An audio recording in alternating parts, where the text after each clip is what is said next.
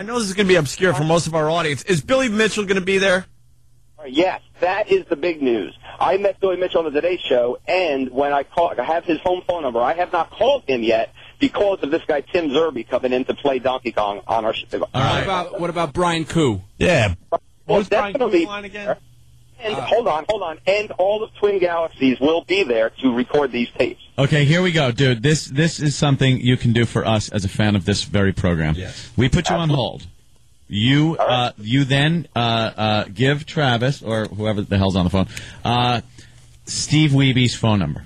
Or I don't have Steve Wiebe's phone number. Billy Mitchell. Billy Mitchell. Then give him Billy Mitchell's phone number so we can call him up and talk about this event. And we'll plug whatever you want to plug. Yeah, we're big fans of Billy Mitchell. But we want to talk to Billy Mitchell.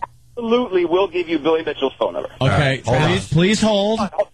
No, hold on. No, you hold on. You hold. Since that guy brought King of Kong up, I just have to mention I was looking at the IMDb for the King of Kong, and in the message board section where you can post things, someone started writing Brian haikus in relation to Brian Koo from the movie. Yeah. And I thought the concept was so funny. I brought it over to the to the message board. So it was Brian haiku. Yeah, there's a few pages of Brian haikus that were really funny. You know what? For the people out there looking for a good flick, this King of Kong. It's one of the, and you got to watch it more than once. Yeah, you pick up on. There's so many different angles going on. Like I try to explain it all the time, and I'm like, dude, you got to watch this documentary because then you feel like an idiot trying to describe it to your friends. Of course you do. You're Yeah. like, oh, what's it about? And you're like, it's about this guy who's going for the Donkey Kong world record. And everybody's just like, why would I watch Why? Yeah. Well, it's all the old so ridiculous. ridiculous. Though. It's so ridiculous. Give me a little Billy Mitchell, will you? What's one of your favorite lines from the movie? Well, me and Sam are always making fun of the scene where he's explaining what his initials were on the old school games. Yeah. And he's always wearing some patriotic tie, so he's got some. He's got like that American flag tie. So he's asking the camera crew. He's like, "Well, what do you think it was?" As he's playing with this tie, almost like a la David Brent. He just keeps fiddling with it. Yeah. So the guy goes, "Flag." he goes. If you don't know, you're not looking hard enough, and he just keeps fiddling with. Douche. Yeah. He dresses like the biggest douche. Which one was I wearing yesterday? And he's like referencing like a Statue of Liberty tie. Yeah. So he says, and then he explains to the camera that he would put in as his initials USA. USA. So that he keep America on top. Yeah. The best. Thank you, Billy. The best. Thank you. He did it for all of us. Yes, he did. He sacrificed. He could have put his initials up there, and people would have known it was him. Sure. But he put USA for all of us. That's right. We all win. Did you talk to Billy Mitchell on the Sam and Dave show? Yes. You bastard. How did you actually get Billy Mitchell for that piece of crap show? Really? First of all, that's not He's a good... avoiding us, but he talks to you guys? It's not a good description of the show. Piece of crap. But, I'd use the other word, but we're not on channel. Exactly. Hunk of. Yeah, you had to keep it clean. I'm sorry. Eastside Dave drunk dialed his phone number that's on his website to get some hot sauce. It's just a 1-800 number. And he's like, yeah, I want to order like 3 cases of your hot sauce, blah, blah, blah. I guess Billy Mitchell loves his business because Billy Mitchell called Eastside Dave back with his cell phone and said, yeah, I'm just calling about the message you left about the order. And Dave, is this Billy Mitchell? Blah, blah, blah, blah. He saved the phone number, and then the day we were taping a show, Dave goes, hey, should we talk to Billy Mitchell today? And I was like, yes. How? Yes. And he's like, all right, let me call him. And he said, well, we had to call him like 4 times. He's like, no, I don't want to do it then. I don't want to do it then. All right, I'll do it now. We had to wait till like 4:30 in the afternoon to do it. And then we were asking him about coming in. And he was like, the only way I'll come in is if I get 4 plane tickets for the family.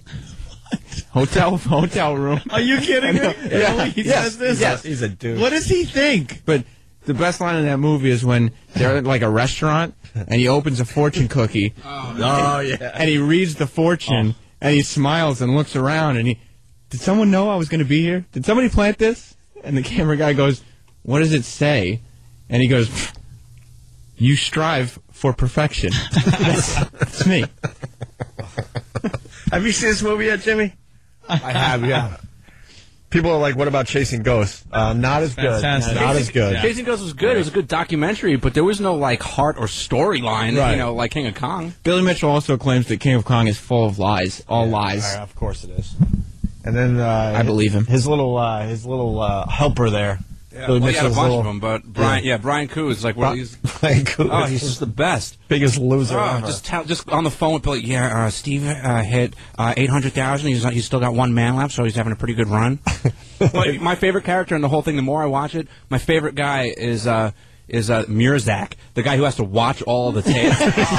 And where he's like sitting on the floor of his parents' house with his stupid cats, and he's like, somebody has to sit and watch all these tapes. He goes, I have to watch. When he's named somebody's name. When I watch Bobby Jones have a 2-day Nibbler performance, I got to make sure that he's doing everything right. Yeah, to help this along a little bit, this guy, his whole job, It's just to watch these when you're things. setting a world record with a video game, you're taping yourself, and then you send it to this dork in Jersey, and he's in his parents' house or something with videotapes piled up to the ceiling, and he has to watch all of these, and he has to watch every second. He can't fast forward. So if a guy's playing a game for 2 straight days, he has to watch that tape now. And he's, if you've never seen this movie, he's exactly what you're picturing in your head.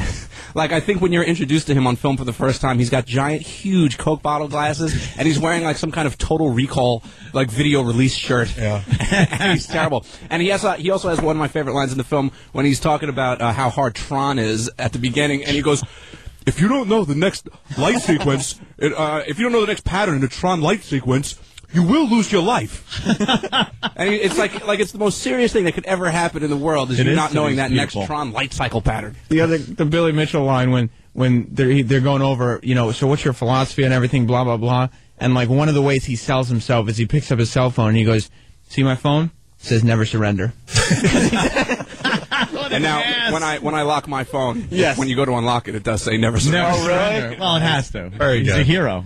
And let's not forget about the mullet the guy who wears it. It's the best thing It's ever. wonderful, yeah. He's also the hot sauce king. Yeah, and he's got the 80s beard. He's just perfect.